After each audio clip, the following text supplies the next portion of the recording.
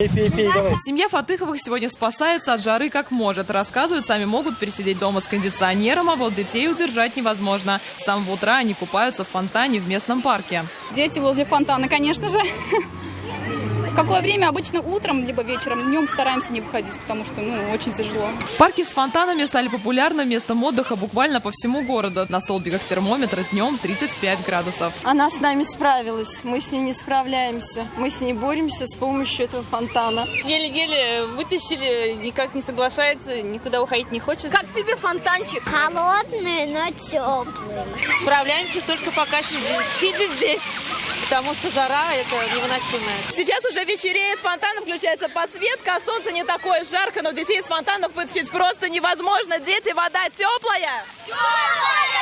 Это место сегодня объединило всех, и детей, и взрослых. По данным синоптиков, жара на этой неделе может дойти до 37 градусов. Ее уже назвали аномальной. Превышение нормы на 9 градусов. Все по причине влияния на регион обширного антициклона. Сейчас у нас здесь антициклон, то у нас воздух сверху в большей степени оседает, и поэтому примесь всякого рода, она остается здесь внизу. Ультрафиолета много, и, кстати говоря, и озон может быть норм повышаться. Однако, отвечая на опасения жителей, Гидромедцентр признает, что это лето с засушливым 2010 годом несравнимо. 2010 год он особенный в метеорологическом плане, климатическом, агрометеорологическом.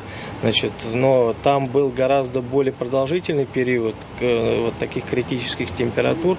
В этом году пока такого нет.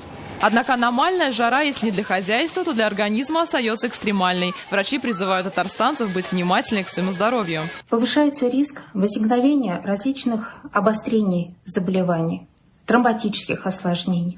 Поэтому, если вам ранее были назначены препараты, которые разжижают кровь, аспирин, антикоагулянты, пожалуйста, не забывайте их принимать. Но уже на выходных жителям республики станет чуточку комфортнее. Через Татарстан пройдет холодный атмосферный фронт, и температура опустится на 10 градусов. А местами пройдет пусть небольшой, но для кого-то долгожданный дождь. Юлия Муратова, Адель Мендубаев, ТНВ, Казань.